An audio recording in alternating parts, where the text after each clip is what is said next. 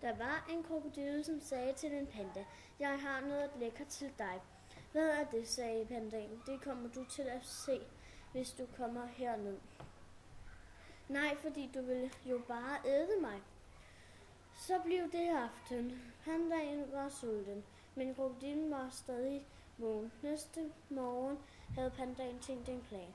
Den hoppede ned på krokodillens hoved, så krokodillen besvimede.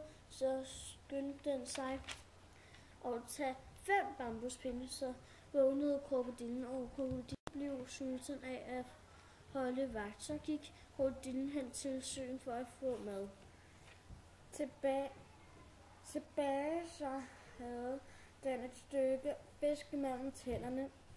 Så spurgte krokodillen, om at han ville være sød at tage fiskestykket ud. "Nej, fordi du ville jo stadig bare æde mig." Så nu blev det nat, og krokodillen var blevet træt af at holde vagt, så den var faldet i søvn.